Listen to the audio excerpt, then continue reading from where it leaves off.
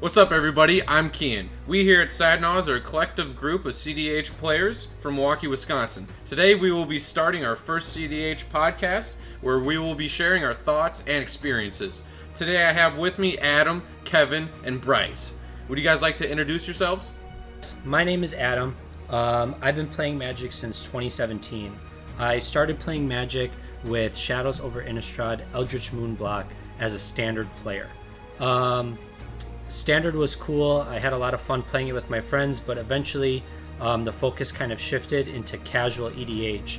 And as that slowly progressed, there's like an inevitable power creep that happens between, I think, most play groups, where slowly you start to just make your deck better than your friends and vice versa. And eventually you just get to a point where your deck is no longer casual. Once that started happening, a lot of my other friends kind of stopped playing the game, and I was on a hiatus from Magic for a few years. Just got recently back into it for this last year and gravitated immediately towards cEDH, that style of Magic, that style of Commander specifically, and find a lot of joy in the super high power singleton format. My favorite deck that I currently pilot is Jeska Thrice Reborn and Ishai Ojatai Dragon Speaker, the partner commanders. It's a very mid-range controlled deck that really kind of focuses on the counter magic and interaction, biding its time, waiting for the perfect opportunity to go through an Underworld Breach win line, using Jeska Thrice Reborn as a infinite mana outlet to win the game. I started playing cEDH without playing much blue at all, and decided that control was more important than I think anything else, especially in this format. Hey, my name is Kevin. I've been playing Magic kind of casually on and off since about 2009 with the original Duel of the Planeswalkers release on the Xbox. But I didn't really start playing in paper seriously until about 2015 with the Magic Origins release. I got a buddy who brought me in, do the whole pre-release, playing some EDH. Since then, I played a bit of Standard, the four-color Siege Rhino nonsense of cons, about Battle for Zendikars, where I kind of dipped on a Standard and started moving more into Modern. I originally picked up, OG Green Tron as my first deck, but I didn't quite love it as much.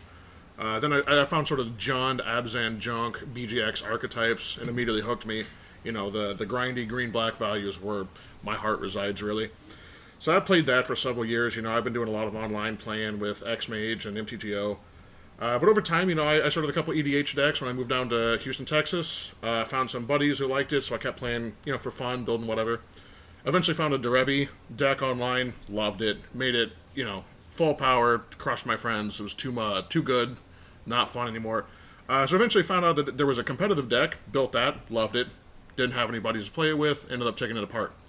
Years later, moved up to Milwaukee, Gitrog Monster got released with Shadows of Innistrad, fell in love immediately. I've been building that deck competitively since then. And, just playing with people where I can. Typically play mostly green-black decks, but I've been recently branching out into 5-color. A lot of history playing Modern, and, I like the sort of high-end competitive...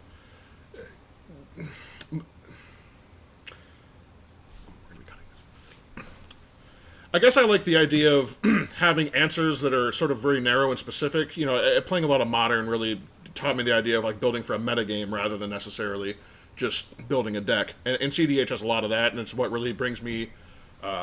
it gives me a lot of interest in the format as a whole.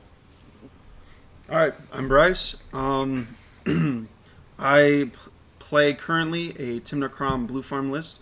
I'm in the process of learning how to play it. I've got it recently. As for my history in the game, I started playing around 2014 at the beginning of my high school career, and that was kind of what got me into getting friends, and I've been playing it ever since, quite routinely with our host Kian here. I originally started playing Standard during the Theros and Cons blocks, but as a high schooler, the prices just blew me out of the water right off the bat, and all my friends told me, hey, get into Commander, it's so much cheaper. And they were right. I built a Risk the Redeemed token spam deck. I loved the heck out of it.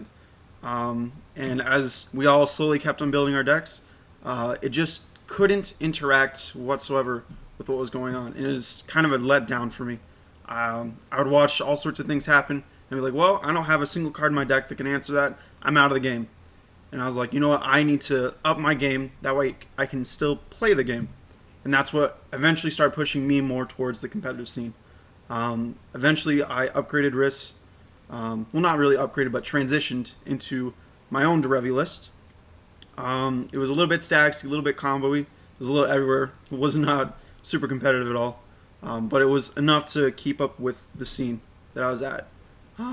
Eventually, they all caught up with me, and once again, I had to evolve my deck in order to stay relevant. And I transitioned into Zur, the Enchanter. Love the heck out of it.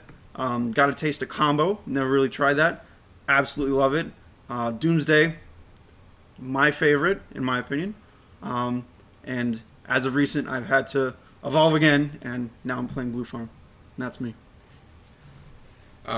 Keen again. A little bit about Magic history as it pertains to myself, I guess. A little bit weird wording.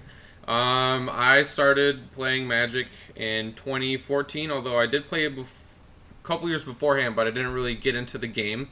As Bryce mentioned before, we had a Magic Club at high school, run by one of like the chillest teachers ever. Really great club and a good introduction to the game. How I got into EDH, well, I first played Standard for a little bit, but that was back in the time of Siege Rhinos and nastiness, where if you're playing anything but Abzan, you just lose. Cons block. Fucking cons block. Fucking cons block, man. What a beautiful nightmare. Oh, I hate that shit. But yeah, EDH was like the escape. Like the escape. Yeah, like I didn't really have any experience in Singleton's format, but after a couple games, I was like, okay, this is really cool. I enjoy it. And the first deck I actually owned was a Niv Mizzet the Firemind deck, and that got my first taste in infinite combos, and I haven't gone back since. I've been ramping and trying to turbo out. I just want to win turn 2.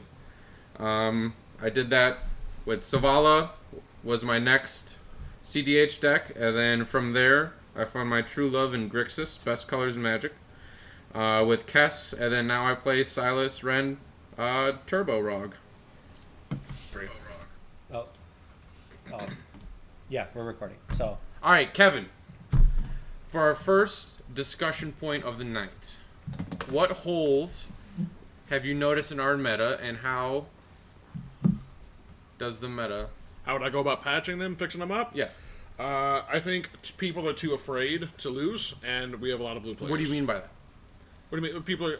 Well, what do you mean they're afraid to lose? Are they afraid to lose by the accidental, oops, I Thoracle Consult turn 2? I think... Or just the possibility of an SadNaus, IMO, based on what I've played, people are afraid to start their combos because they know everyone's holding blue, and everyone's playing blue because they're sick of people comboing before them. So we get into this sort of circle jerk where everyone's just playing the same generic blue, red, black, whatever you want deck, where you're like, oh, I'm holding up 4 counter spells and I'm going to be popping off first, and everyone waits for everyone to pop off, and no one does it.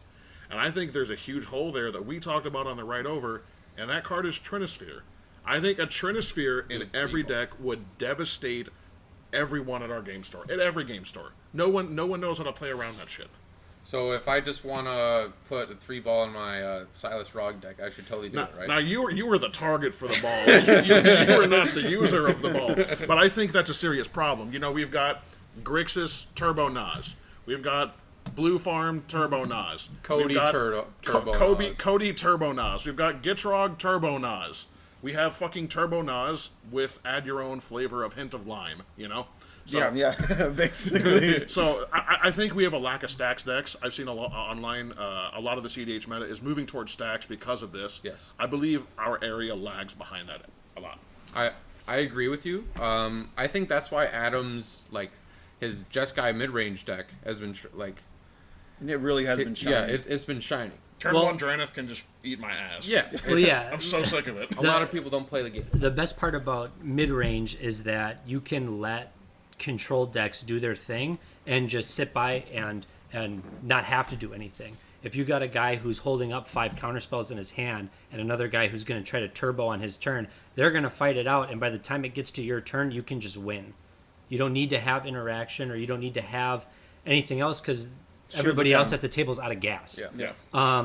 And something as simple as like a Draneth Magistrate that shuts off Najeela, Gitrog, Niv Mizzet, any of those decks that rely on their commanders, hoses a table. Even something like your mid-range Tymna Kraum deck, if you didn't keep a good enough 7 on your starting hand, or you were banking on your commanders drawing you cards, all of a sudden you're lagging behind.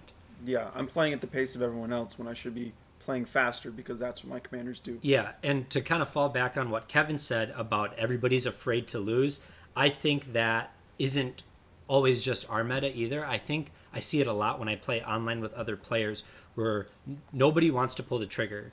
Kian, I see you win a lot of games just by being the ballsiest one. Yeah, you have no fear, and it's incredible. I've seen you rip turn 1s, turn 2s. You just do it, and I'm like, well, thank you. Finally, somebody realizes they don't always have it. Yeah, I'm gonna fucking do it again. I'm so sick of it. I think another thing too is Because I find myself losing a lot of games by anticipating other players having something. Yeah. it's a mind games, Yeah. especially. Which Like, is part of the format, you know? That's why it's good. Well, like I rather than, I'm afraid I'm going to lose. So rather than just going for my win con, I will say, oh, well, he's got 1 mana open or 2 mana open. If he's got a counterspell, I have no answer for it. Or even when they're tapped out, oh, if he's got a Force of Will in hand, I'm going to lose the game.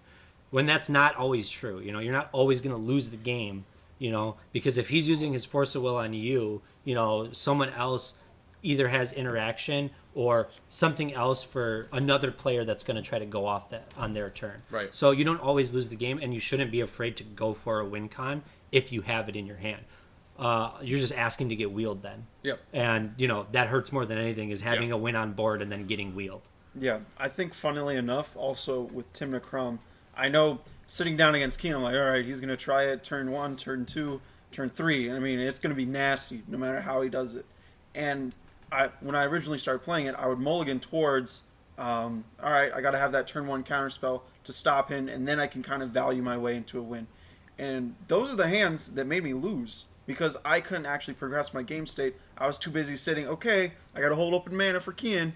And then you're playing on the back foot from the first step of the game. I'm playing behind, just trying to go, okay, he's going to have something. Meanwhile, Kian's there with 4 lands like, oh, okay, pass the turn. I'll wait. Our meta, too, like our specific meta at our LGS has changed drastically in the span of like a month. Yes. Because when I first started playing cEDH at our LGS with you guys, it was like cEDH to a lot of players was just control. And now, because of that, certain decks that were viable before aren't really viable in our meta anymore. We had one of our best friends plays the Gitrog monster. He scrapped the whole deck because his whole game plan centered around getting your commander out, and every time he would attempt it, it would just get countered. Can confirm, Draneth and Curse Totems have made me very sad, which is why I built Najeela. Yeah. And so, like, watching that meta shift has really determined what decks I've gone into and what decks that I've played. Specifically, just like the control aspect in game. Mm. Yeah, I agree. Yeah, especially because like everybody sees like the turn 2, turn 3 win, and they're like, oh my god, I have to play They're that so deck. scared of it, right? Yeah, and like that's why I'm like fuck counterspells, right? Play Rule of Law. You know what people do against Blood Moon and Rule of Law? They go, why don't I have enchantment removal? Why do they take out Nature's Claim again?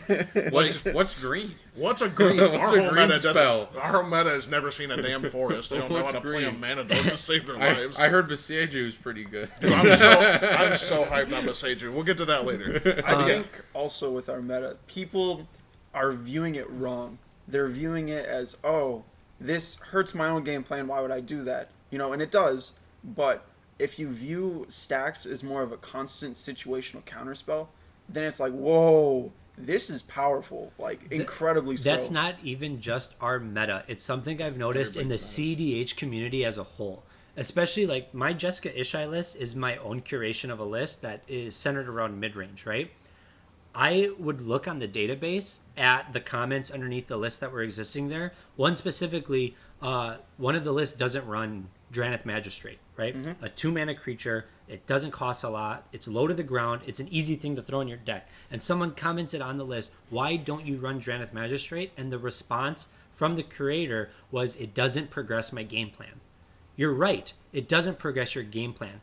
But it's one card that stops everyone else's progression. Yeah. In cEDH, there's 2 things. Your commanders either gain you value or your deck centers around them. True. Or you play a slower deck where you play the stax piece and you slow down the turbo decks until they're playing your game. Even just that card specifically, Drannith, it shuts down Breach Lines. It shuts down Yawgmoth's Will. It shuts down playing your commander. Just all these things that are so powerful. Hell, it even hits Impulse Draw, which is brutal for some red decks, that are low on like black or actual real card draw. I mean, look at a card like Opposition Agent. If you can't search in a game of cEDH, you're done. Yeah, there goes 10 lands. Yeah, exactly. Yeah, exactly. Some decks that don't even run basics, you either run like shocks or and fetches. That's it. Like you're done. You're hosed. Yeah. You're out of the game.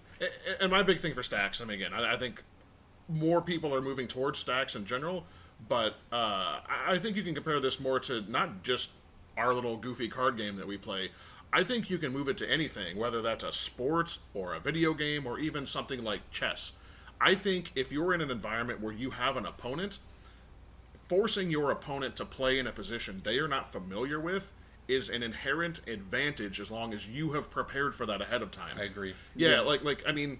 If you can make it asymmetrical, you're in the win. You can make it a football game. Well, right? that's the thing. You're making it asymmetrical. It doesn't have to be an asymmetrical card. Something like play around something like Blood Moon, when it hits the board, is so devastating to so many decks. And if you just run 4 basics, you can get around it with no problem. Yeah, I mean, it's the same thing like where, a sports team, like I know football teams, one of the big things is if you're from the Southwest and you're going up to the Northeast, it's cold. You're not used to the cold. Yep. That is, you're not prepared for that. Just even if your team's shitty or, you're the Bills or whatever, you still have to deal with, or the other team has to deal with the fact that you're used to that environment. I think if your deck is built around, you don't have to necessarily build around it, but if you're used to Rule of Law, Trinisphere, Chalice on 0, Kian. Cast Rog, get countered. Don't worry about that. Yeah, I think we need more. Artifact Hate, all these cards that, like, if you can build around it, they are so powerful, and you can slot them into any deck. Yeah, you can put an and get Rog like you have. Exactly. I've started, like, prioritizing grabbing early, even though, I should Green Sun Zenith for, like, a combo discard outlet, but I just grab and everyone goes, shit, I don't play green. Pass. And then I sit there and just play 2 lands a turn, and it's great. I guess for context, too, something that we should discuss that we haven't really brought up is that at our locals, we kind of run the meta. We've practically warped it at this point. Yeah, everything is built around the decks that we play because we've either curated or gone with such powerful lists on the DDB. So, like Jessica Ishai, Silas Rog, Najila, Timnacrom, all these decks that are so powerful and that have legs later in the game, except for Yukian with Silas Rog. What's late game, dude? Turn 5, I'm out of it. Let me craft his good statement into a beautiful vase. I think that what our decks sort of bring to the table is not just a good deck. It's not just like, I turn 2. It's consistency. I have seen exactly. It's the consistency. I have seen you get flubbed on a Thoracle win, and then 2 turns later you Naws into a Breach win, and I'm like, well, shit. We didn't have the Graveyard Hate and the damage to tempo you out, and we didn't have a way to counterspell you because our decks have multiple win lines. We've got a. It's not being so linear. It's not I do one thing and that's it. I think that is why certain decks have been, I think, pushed out of the meta specifically. As an example, right, for specifically AJ in our meta, he plays Cody. You play one stacks piece, his whole deck just shuts down because it's so darn linear. Yeah. It makes it faster, but the second something comes out even slightly stacksy, he's like, well, okay, I'm going to sit here for a bit.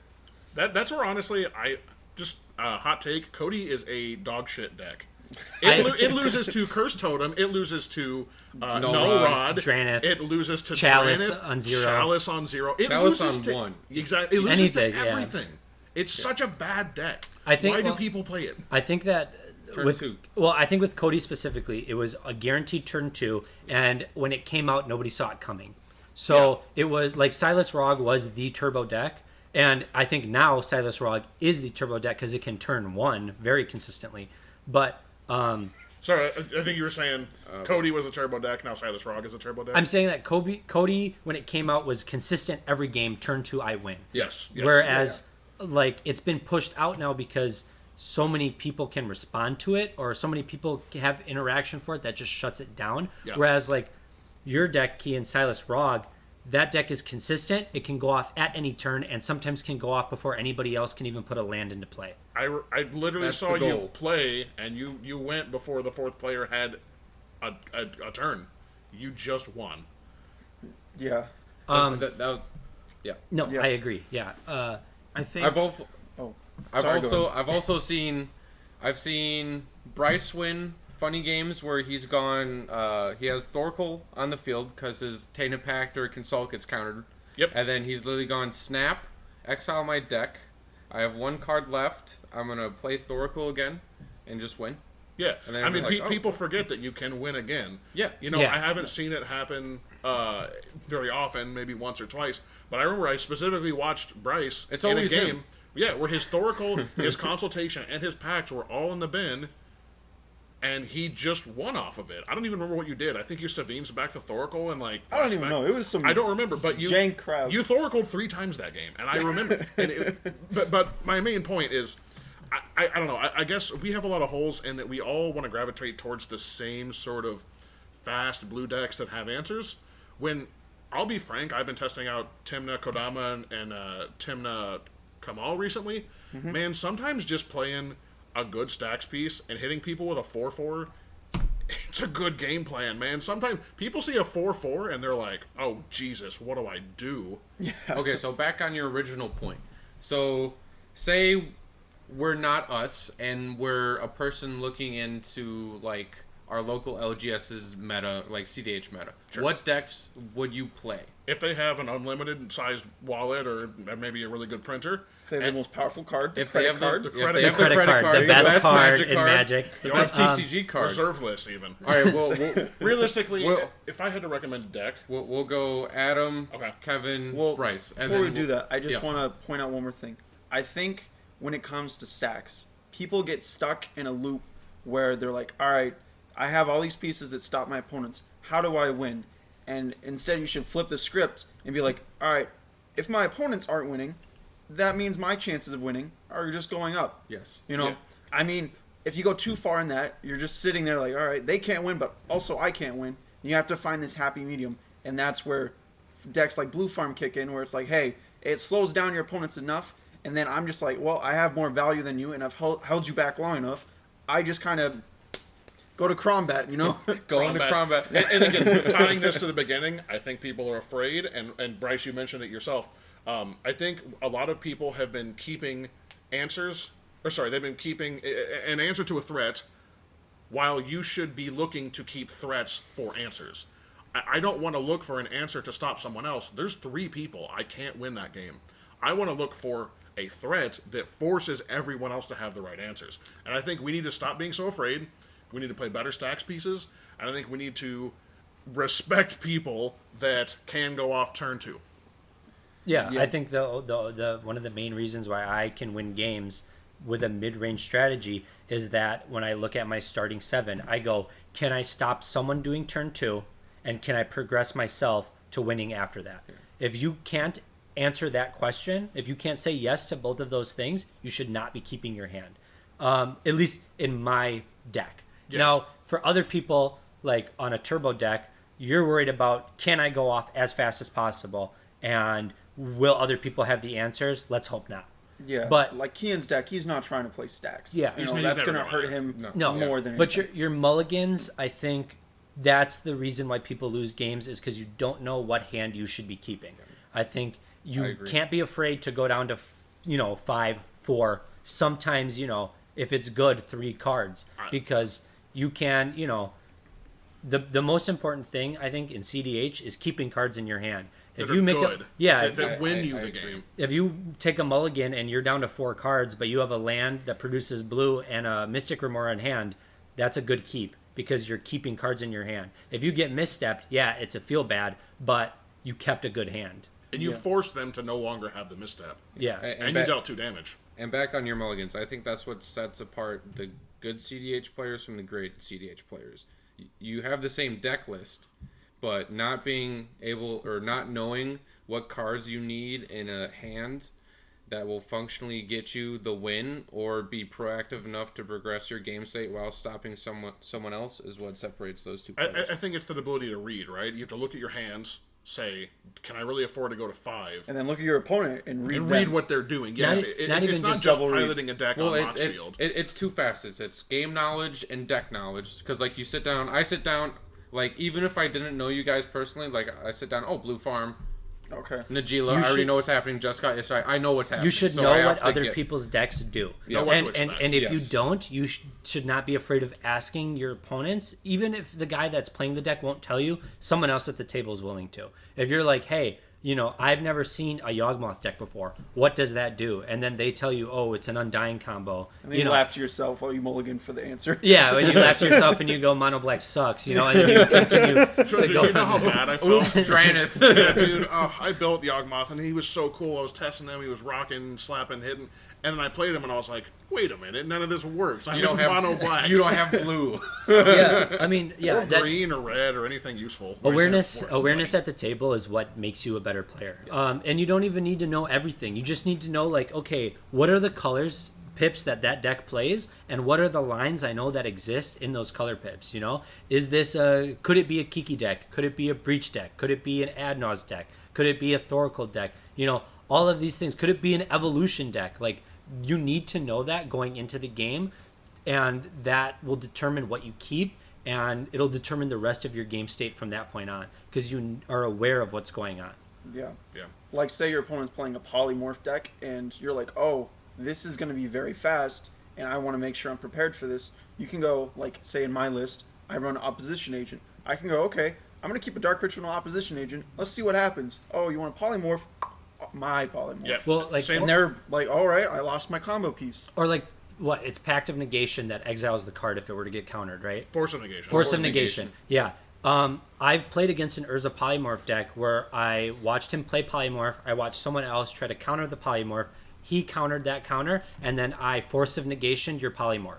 Well, guess what? It doesn't go to the bin now. It's exiled. It's Yeah. gone. Now you're going to have to hardcast Hullbreaker Horror and, have fun with that. Yeah, it's going to be a lot harder fight. Yeah, for 'em. because I'm sure that you can bring back your Polymorph. I know I think they do run some redundancy, but having to tutor for one and then having to tutor for another, that's just a lot It's more brutal. work. Yeah, It it's is- it's You'd much much harder rather to do. tutor for protection. But, Yeah. I mean, I can say personally, with our particular meta, people were addicted to Dothy and Dranith. Yes, So for much sure. so that I literally mixed them up every game because I hated both of them.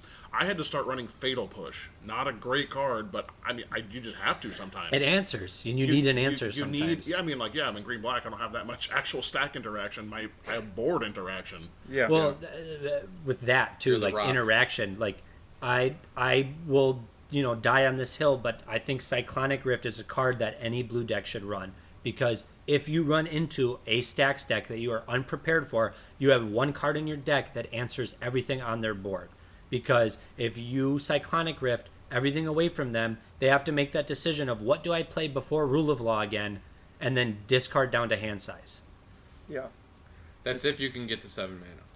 Yeah, I feel like that's When you're playing against stacks, I feel like It can. you will be at 7 Well, mana I mean, at it's some a 2 point. mana, and then if you're in late game, it's 7 mana. Yeah. Yeah, it's not often that you can cast it, but when you can, I think the timing is important. But Yeah. Back to your question, Kian, about like what decks would you recommend people play in our meta to kind of fill those gaps? Well, not even recommend. Like, if you were new and you were coming in and you wanted to play, like, higher power commander.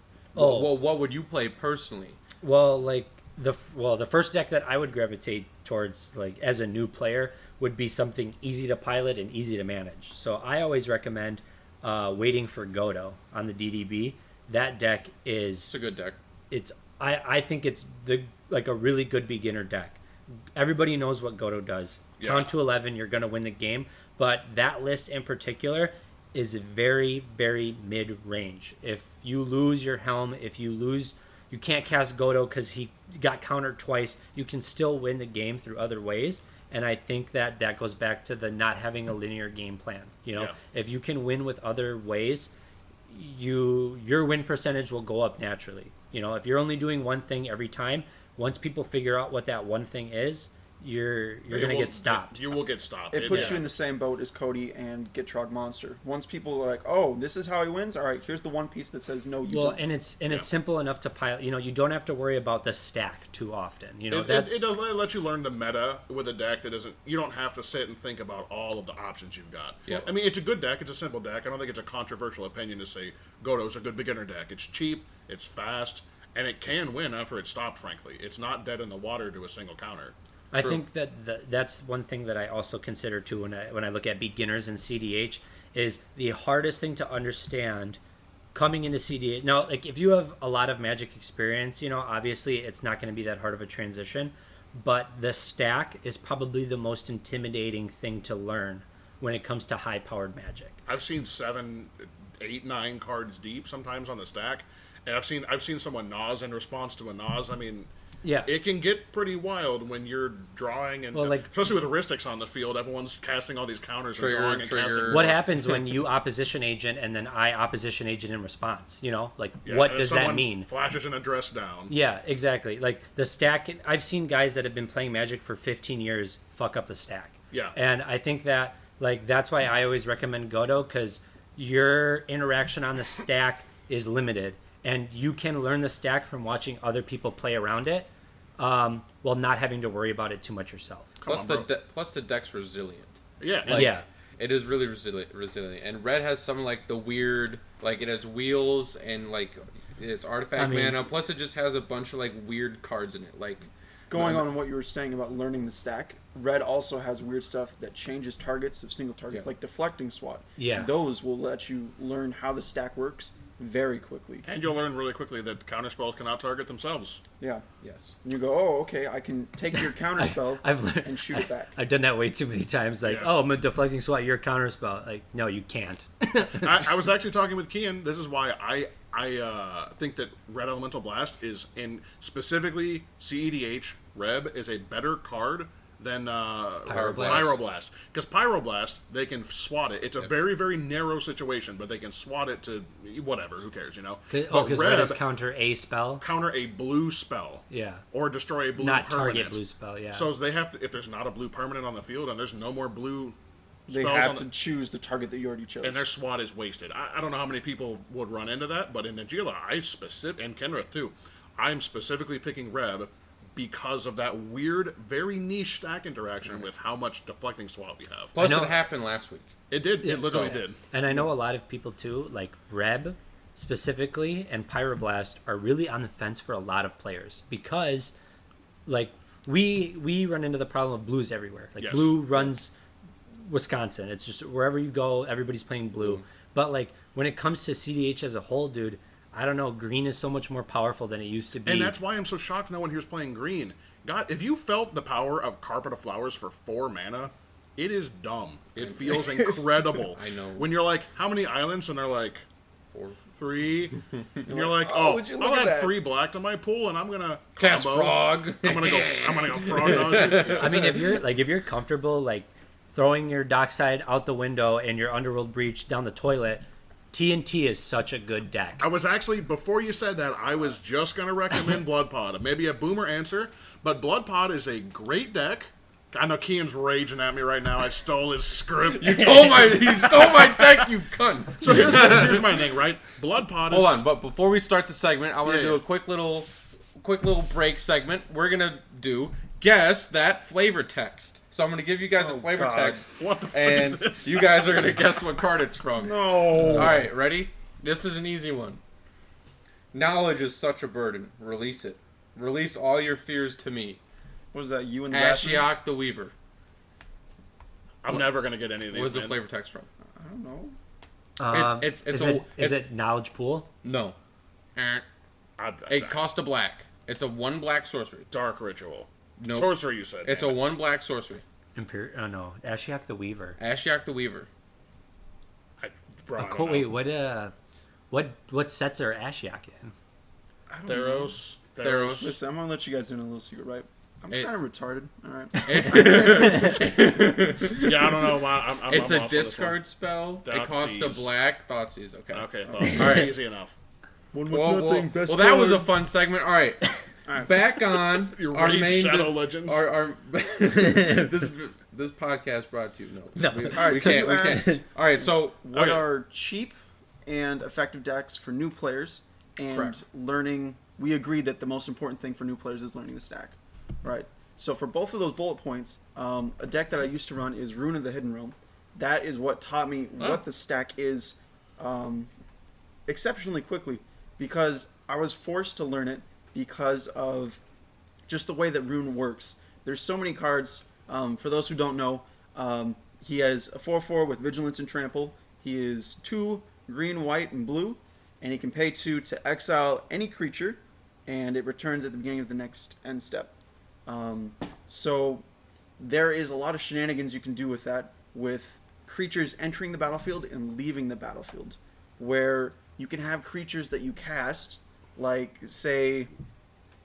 See, now I don't even remember the names. It's been so long. You got Flicker But Wisp. they'll and have 2 different clauses of when this enters, do this. Fiend Hunter. Fiend Hunter. Yes. Yeah. Cards like that. And a second clause of when it leaves, do this. And you'll play the card and respond, exile it, and you'll have its leave the battlefield trigger before they enter the battlefield. I remember teaching a new player that, and they were just like, "What?" It's just so many little I remember things. it ruining my day. Yesterday I played some Azorius Flicker deck in Pauper, and Dude, it's crazy. it was blowing my mind. Some dude was like, "Hey, I'm gonna flicker this Mull Drifter, or what is it? It's like you evoke it into play. I'm gonna evoke this Mull Drifter Ephemerate. and then ephemerate it, but I'll get the Mull Drifter trigger first, and then before the forward. discard trigger, I ephemerate. That trigger will happen. Mull Drifter will flicker. I'll get to draw again, and it remains on the battlefield because I don't. It's a new re-enter, and I'm like, my mind was blown from that sequence of events. Yeah. And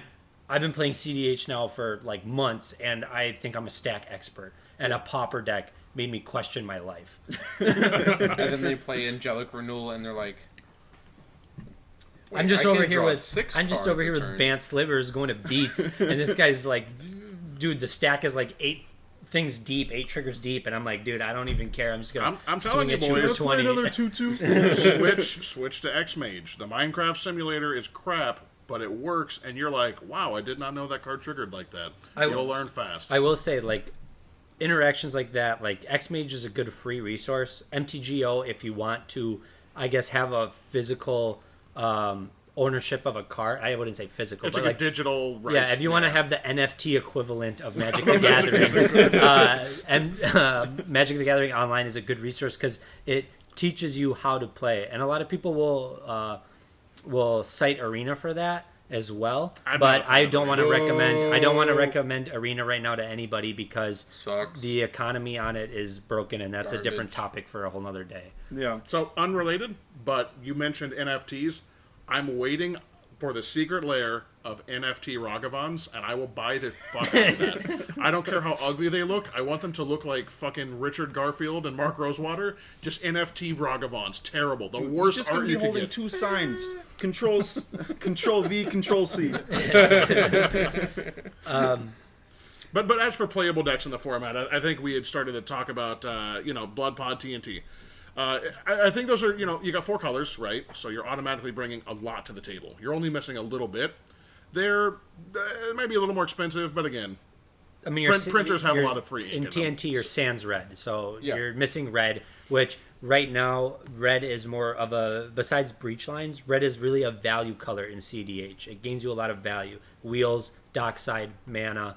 That's what you're getting out of red. Yeah. Sacrificing that for green, you don't really need that advantage anymore because you have dorks and everything else that can kind of make up for that. It's a bit of a trade-off, but I agree with you in a way that There's an up and a down. Some of the things that you're losing with red, you're also gaining back. I mean, with green. the opportunity. Veil of Summer is the best counter spell in cEDH. Changed my mind. The opportunity to play things like Kinnan and It gets Thrasios, misstepped. and having infinite mana outlets like at the ready, or all the secret commanders that you kind of get to throw in a Yeah. deck. It's, I don't know. In my opinion, it's kind of broken. When I see a guy with TNT, when I'm on spell table, and I do anything in my power to get rid of his Thrasios advantage, and then when I'm out of gas, he drops a Kinnan. Like, I want to just throw my computer across the room. Like, Again, I think 4-color, mid-range, a little bit of stacks, a little bit of progression. Again, you're playing Blood Pod. Again, that's my big one. I think it's simple enough because, let's say you're talking regular EDH players, right? Like, I'm assuming you're not taking a brand new player to Magic. So you got a local guy who plays EDH. He's like, I got $500 and I see these guys playing cool cards. I want to join them. What am I going to do? I really think it's a boomer answer, but Blood Pod is good. It gives you creatures. You get 1/1s, you get tokens, you get a little bit of stacks, and you get simple lines. You sack a creature, you find a creature, you untap your man, and you go to town, right? Like, you have a good, consistent win. It's not as competitive, but I think it's a very good intro that teaches you the format. I don't think you could build a... I mean, you could build a budget $500 Blood Pod, but I don't think on that it'll specifically. be less on the budget. If you're a guy that's seeing guys play cEDH, and you're like, I've got $500. What are these guys doing? That looks cool. You march your ass down to Best Buy and you buy the nicest printer, the nicest printer you can find, and you can play any deck that you want. Yeah, again, with ink.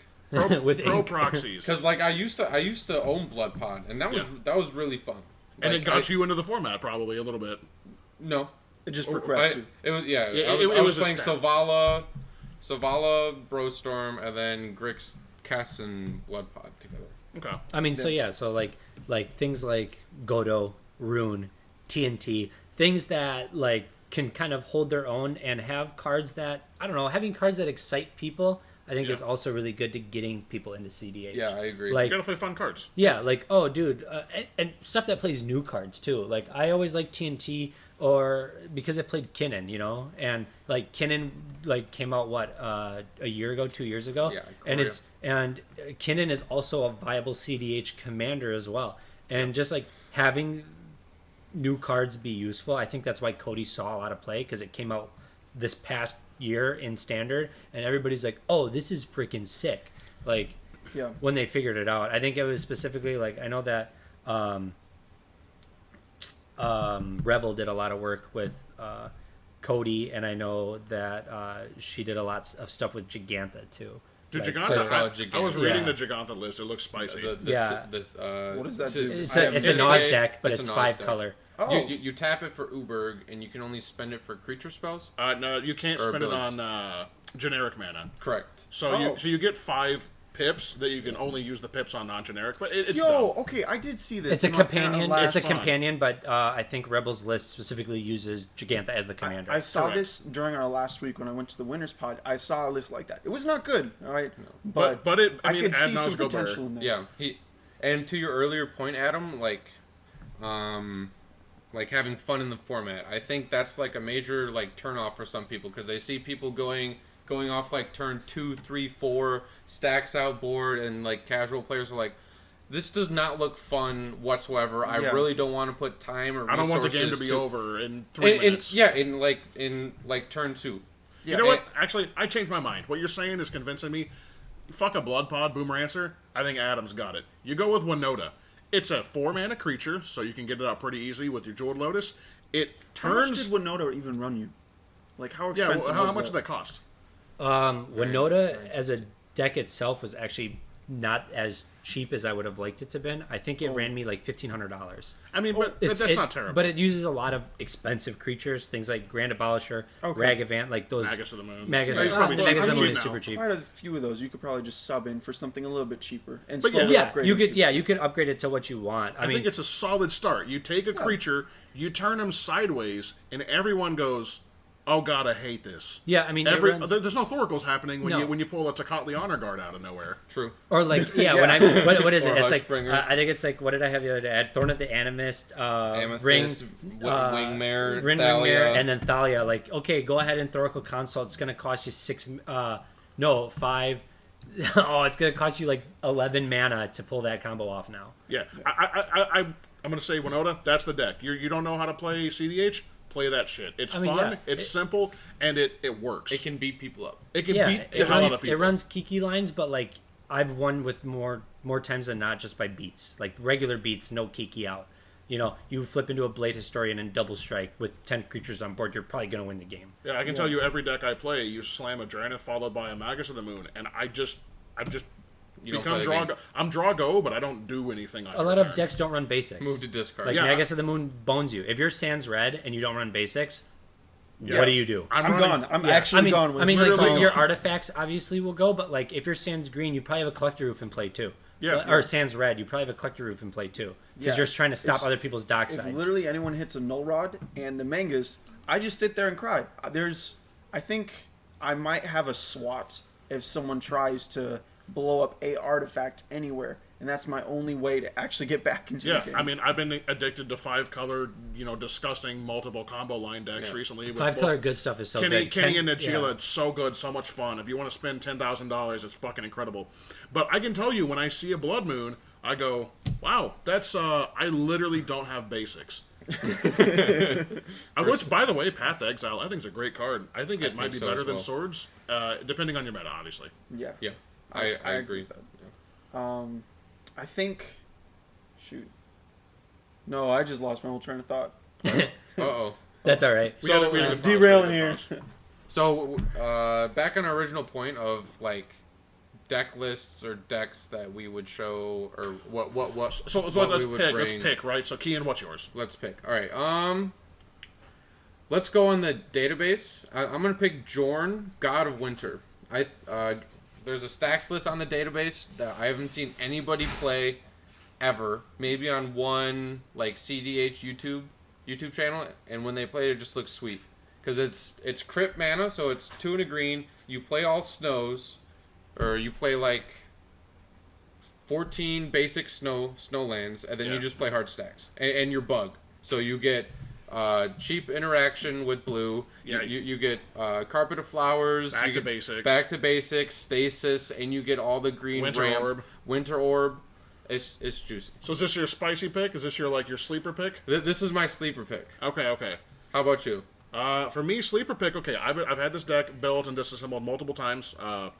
But I actually was watching. It was off a Reddit thread that I saw recently. That linked to a YouTube video. I had tried building Lazav the Multifarious before as a Buried Alive Necrotic Ooze combo.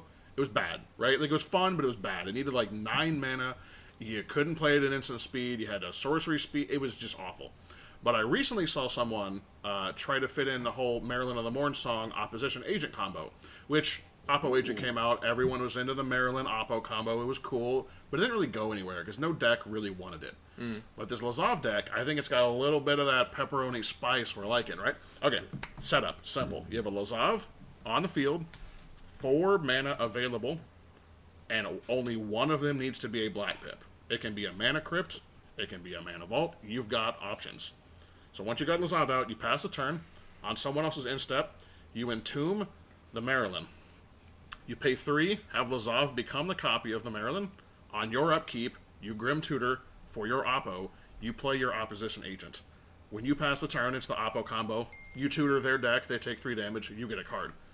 You now have a 1 mana, instant speed, full combo where you lock your opponents out of drawing cards and you start pulling their tutors or their win conditions. You can grab their Force of Wills, you can grab their Thorgal combo, you can pull their Breach. It doesn't matter, and it's hilarious. I don't know how Seems good it funny. is, but the testing seems it's fast. And you win with the Buried Alive, and there's also the Sorcery Speed one that's Unmarked Grave, I think. So just to be clear, you're only casting 1 spell. The rest of that is all activated abilities. All activated abilities. So again, you're going to get hit by... Jeez. Yeah, it's cool. It's just an entomb, right? Yeah. And you don't even need to activate it on someone else's instep. You can just cast it with the 1 spare mana, and then maybe next turn you Dark Writ, Cabal Writ, boom, you've got the mana. You get the, as long as you can do it where you can draw a card. As long as you can draw a card off the Maryland, you can get the Oppo and play it. Wow. People have been looking for a home for that shell for so long, and I think maybe Lazav might be the answer. It's blue-black, so you can have the Thoracle backup. I think there's a good opportunity there, and that's my personal spice pick. It's got the pepperoni. The pepperoni spice. Adam, Bryce. So as far as being budget friendly, No budget friendly. oh, not budget friendly. No. Just one spicy deck. Your sleeper deck that you think is straight gas, but nobody else is playing. Maybe it's one on the database. Maybe it's a homebrew. I don't research decks too much, so I don't really know. But one I've been exceptionally excited about is all the new spice we've gotten for Yuriko, right? I don't think, because I have a casual Yuriko deck that I'm pimping out to cEDH, and there is quite a few cards from the new set that I'm just like, oh my gosh, why are these as cheap as they are? I literally went online and was like, all right, let's pre-order some of these cards. I spent maybe $50 and got like 15 cards. And I'm like, this is unreal. Like, even just the, oh my gosh, there's one in there. It's ninjutsu, and if it deals combat damage to a player, you can discard a creature card to destroy a creature, right? You already had summon your ninjutsu with that, but it's cheaper on the ninjutsu cost, so you can be faster. There's Isn't there? There's that rat as well. That's like ninjutsu. I'm better than Ragavan. That exiles the top card of all opponents' libraries. That's another one, right? Okay, Yeah. let's go ahead and get these card images up real quick. Yeah. So one of the things that you mentioned there, right, was I forget the name, but it will be pulled up. It flips over the top card of everyone's deck when it deals combat damage, and you're allowed to play one of them this turn for free, right? Minor glance around, right? You can combo that with a Scheming Symmetry of Empiric Tutor or an Imperial Seal and put Enter the Infinite on top. With a Mana Crypt, because the ninjutsu cost on this card is black and 3 colorless, you're able to technically pull this off where you draw your entire deck with Enter the Infinite on, say, turn 2 and win the game. Okay, Kian's pulled up the card since we're all very technologically inferior. This is Nashi, Moon Sage's Scion. Ninjutsu, 3 and a black, as you said. Deals combat damage to a player, exile the top card of their library. Until end of turn, you may play one of those cards. So, I mean, it's 4 mana ninjutsu. How do you justify that compared to what's in the deck already? It's literally just play a black land, play any weenie you want. Yeah. Most people don't play a weenie turn 1 in competitive. Sure. Turn 2, play another whatever land you want. As long as you got your swamp. So is this you drop a crypt? Was that all players? Is it an Atali effect? Yeah, it's all players. Oh, it's Includes all. yourself. I thought it was just the. Oh God, that's disgusting. Yeah, it's the so- top card of each player's library. And is it you pay in the mana cost, or what's the full effect? So you wouldn't play it, but you just ninjutsu it. You with- pay life. you pay life. You pay life instead of the card's mana life cost. instead of the. Oh, that's disgusting. Okay, Yeah. now I'm So- on board. I'm so on like board. like Okay, so okay. somebody so it's such a I do like this card, and I like Yuriko as a deck because I've seen it do tons of work because people don't really respect it. Think about it in this. I tutor, you tutor, anything happens like that. No one sees this coming because you're not playing red. You're not going to dash in a Ragavan and steal their cards. So people are going to feel comfortable tutoring before your turn when mana's open or mana's tapped and no one can counterspell anything. It'll get to your turn, you'll untap, you'll attack with your weenies or unblockables or whatever, and then all of a sudden you get to steal whatever they tutored for. And even when it's not on a tutor, I've seen such crazy things with Ragavan where he's stolen win cons out of people's decks just because that was gonna be what they drew. Yeah, and you don't even have to play it, just exiling it. But frankly, paying the life is ridiculous. It's ridiculous. That's so much tempo. Imagine you hit somebody's Peer into the Abyss. You pay 7 life, you're gonna lose half your life anyways, draw your deck, Yeah. win.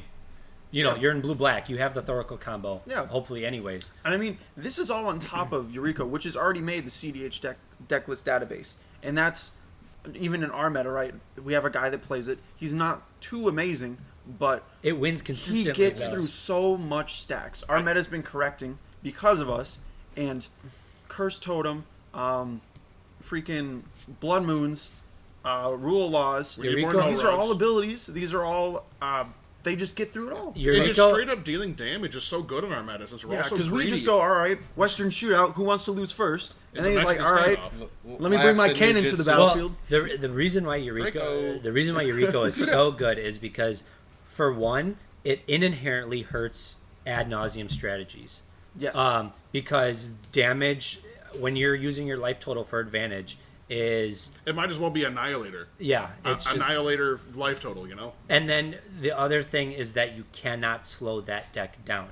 No. Yuriko costs the same mana every time. Because it's an ability. Because it's an ability. And no matter how many times you get rid of it, it's no harder for them to cast. It's basically a more annoying Derevi that draws cards. I need to start playing Pithing Needle.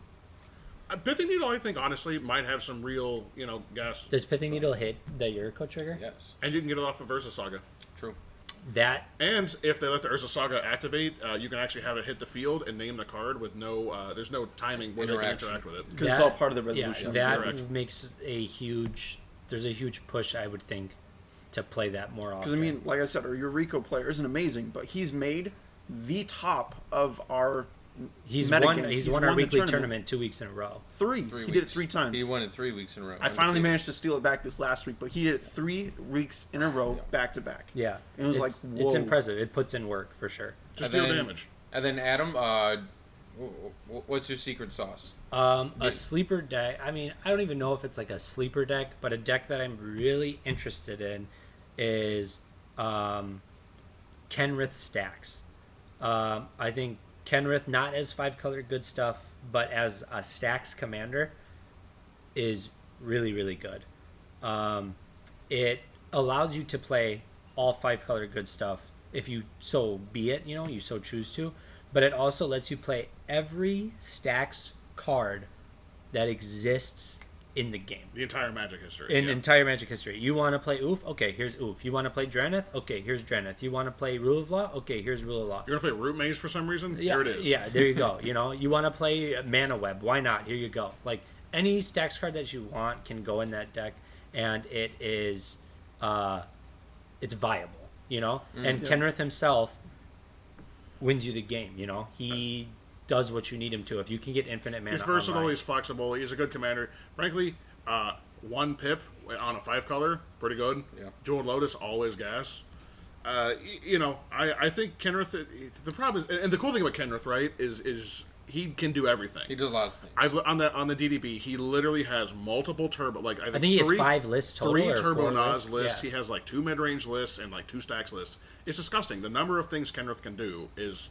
So no one knows what to read you as. They say, "Oh, you're playing Kenrith. I have no information." Mm-hmm. You can be whatever deck you want at that point. We have a guy that plays at our LGS named Mark, and he jokes like every week it's a new deck, but it's Kenrith every time.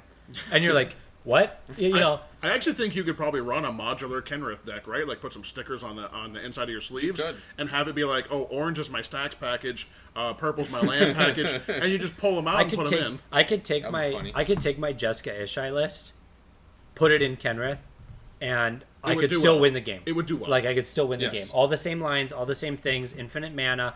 Kenrith is an outlet. It still works. But hey, you get black now for tutors. Yeah, and you get to play. Yeah, you get to play whatever you want. Honestly, I think just more colors equals more wins. I think the only downside to that is that you're more susceptible to any sort of manning screwing that you have going on. You get hosed more. Blood Moon. Yeah, and it's not cheap at all. I know we're saying on the. I know we're talking colors. Is fetching. I will say fetching is a lot harder when you have to nail 5 colors by turn 3, and you have to be like, okay, with which one do I need? With my I've been Misty, noticing on the Chrome. Yeah, it's like with the Gila constantly. I have to think, okay, I've got Derevi in hand and backup. How do I fetch? How do I get all of my colors if I don't have a mana confluence? Yeah. Yeah. So I will say I'm shocked that you didn't go with a Hipster Stax. I thought that was going to be your spice pick. Hipster Stax, I do love Hipster Stax, but I don't know. I've been testing it a lot lately, and sometimes it doesn't perform up to maybe the standard that I'm used to. But I do like it a lot. Oh, no, I want to change. Armix Timna. Armix Timna, okay. You've mentioned this before. Okay, right. bring this. You've talked about it. Sell me on white-black, because I've tried it, and God, it's bad. Okay. Armix is the ultimate hate bear. I've seen this deck. Armix Crom works really well, too. But it has to attack. Yeah. It's a kill spell in the command zone. It's a kill spell in the command zone. You have to discard your hand or discard a card in order to do it. But you're in black anyways. You're in white-black. You have all the recursion You're in the world. Timna, frankly. Yeah, exactly. And dude, it's just so good. Like, hey, you're playing Najeela. Guess what? I attack you with Armix before you can even declare blockers. I'll discard. I got 5 artifacts in play. I'll deal 5 to Najeela. Yeah. That's all right. Now, I'll do that every time you cast Najeela now, and good luck for the rest of the game. But I mean, don't you run into the problem where if they have a blocker beyond the one that you're going to kill, because he has to attack the player that you're trying to kill something, right? Yeah. So say they have a Sarah Ascendant on top of their commander, aren't you just kind of boned at that point? I mean, a Sarah Ascendant, sure, is gonna... it's a bit of a stretch. A Sarah Ascendant is gonna hit your Armix, right? I mean, even just say Ragavan. I feel like that's more reasonable. He has the 2 power to kill. It doesn't have to deal damage. It's on attack. Yeah. So he removes it, and then he's gonna go and suicide bomb. He's gonna die. I mean, assuming they block. Yeah. So what's your win condition? Sell me on this white-black win combo. The white-black win combo for Armix Crom. Obviously, we're not trying to diss it, but yeah, we're just pointing out. I want to know. This is so spicy that I'm like, I don't know if I want to taste this. Kind of, but like, where's your artifact? Like, how are you going to consistently have at least 3 artifacts? It's not that hard. I mean, like, one way that this is not like a cEDH viable card, but it works in the deck really well, is Sun Titan. If you can get a Sun Titan on the battlefield, and every attack you're returning the artifacts that you discarded back to the... And also, it's not just on the battlefield, it's artifacts in your graveyard. So it's battlefield and graveyard. So if I am smart about how I'm playing it, I'm going to discard this artifact, right? Now I have 3 in play and 2 in the graveyard. I can deal 5 every attack. And with something as simple as a Sun Titan, every time Sun Titan attacks, I get to recur those artifacts to the battlefield. It's just value. It's value town. So I will say this, right? When we played very, very casually with our sealed draft on Commander Legends, right? I built Armix and I think it's Tago. He's red, and landfall you make like these super bad rocks. What is like the difference there? Because I mean, say you do that, right? You can get your artifacts more easily, and you're in red, so you can play stuff like Dockside to really ramp out your artifacts.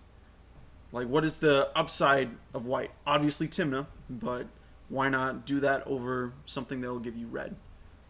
Like, even just, I don't know, Rog, as funny as he is. Even just Rog. Yeah. Rog is Pog. Rog is Pog. Because, I mean, then you're like, oh, look, here's my Mox Amber, and here's all my other artifacts that work with Rog, and then, oh, by the way, this is helping me with my kill spells. Hey, wait, I play a commander. So, like, what a lot of people... So what a lot of people do in Armix Timna is they'll use a Heliod Walking Ballista. Okay. As the win cute. con. So you're like basically playing stacks. Mm-hmm. So you're playing a stacks list. You're using Armix as a hate bear for all other value creatures that are on the battlefield, and you're just biding your time for Heliod Walking Ballista. So it's like a secret commander deck. Okay. So he's not necessarily, we need to keep him on the battlefield. It is like your secret engine of, this is a problem towards my stacks engine. Armix Crom answers creatures, and he answers the problem creatures. I don't care if you kill Armix, right? If you're playing Najeela, I don't care if you block with 11 warriors to kill my Armix. I'm killing your Najeela before blocks. You're killing and frankly, honestly, I mean, okay, so I'll give it to you. Timna is more your card advantage engine than anything. Yeah. I think our meta probably, it wouldn't be very conducive to it, but if you're seeing a lot of green, just killing a mana dork hurts bad, man. You kill my death right and I'm sad. Don't do that. We have decks in the format that like revolve around their commanders, right? Like Niv Mizzet. I'm going to get rid of your Niv Mizzet if I can before you get a curiosity on it.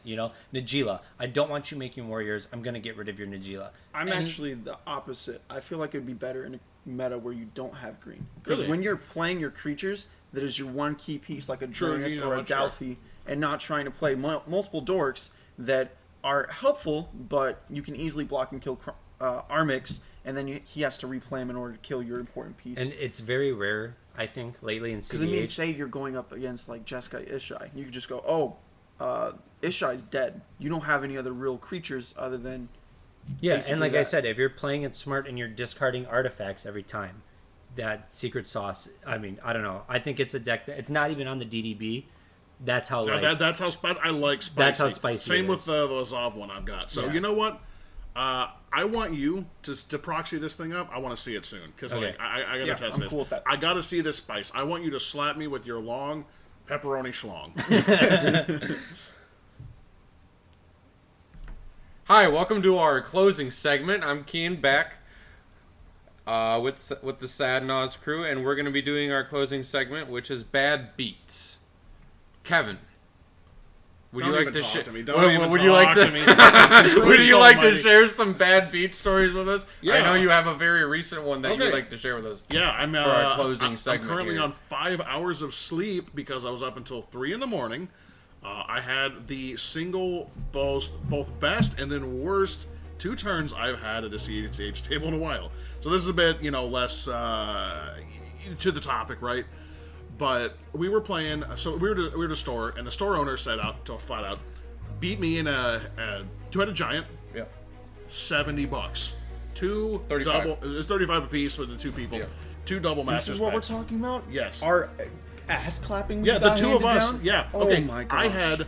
So I was like, sure, we're gonna take Gitrog because he's fast, and then my boy yeah. brought his blue farm. We went hard. We didn't take our casual decks. Okay, we went first. We won the die roll.